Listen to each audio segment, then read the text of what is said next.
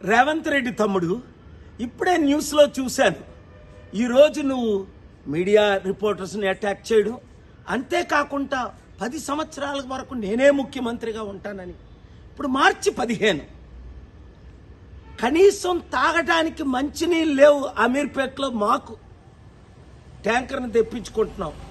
1,20,00,000 మంది హైదరాబాద్, సికింద్రాబాద్లో, 4 కోట్ల మంది తెలంగాణలో లేని మార్చిలోనే లేవంటే మరి ఏప్రిల్, మే, జూన్లో ఎలాగుంటాయి? ఒక్కసారి ఆలోచించు. ముఖ్యమంత్రి అవడం అంటే సమిట్ పెడతాను, ఇన్వెస్ట్మెంట్స్ తెస్తానన్న ధ్యానం లేదే. మరి ఇప్పుడు నువ్వేదో భారత్ సమిట్ నువ్వు పెడితే ఎవరు వస్తారు? ఒకసారి అర్థం చేసుకో, దేవుడు మనల్ని ఎందుకు కలిపాడు. నేను పోటీ చేయకుండా వరంగల్లో నీకు ఎందుకు మద్దతు ఇచ్చాను?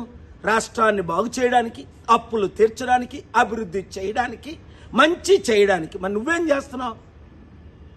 బీజేపీ వాళ్ళు గెలిపిస్తున్నావు. అలాగే రాహుల్ గాంధీకి, కాంగ్రెస్కి మూటలు మోస్తున్నావు అని అందరూ చెప్తున్నారు. ఇప్పుడు దోచుకోవడం, దాచుకోవడం, పంచిపెట్టడమేనా, లేదా ప్రజల మీద ధ్యానం ఉందా?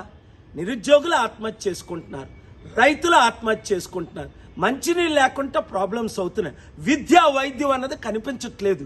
15 నెలల్లోనే నువ్వెంత ఫెయిల్డ్ ముఖ్యమంత్రి అయితే, ఒక అన్నగా, శాంతి దూతగా, నీ అడ్వైజర్గా నాకెంత బాధేస్తుంది. కనుక ఈ వీడియో చేస్తున్నాను. రేవంత్ రెడ్డిని రీచ్ అయినంత వరకు ప్రతి మీడియా వారు, ప్రతి యూట్యూబర్సు దీన్ని షేర్ చేయండి. రాష్ట్రాన్ని కాపాడుకుందాం, దేశాన్ని రక్షించుకుందాం.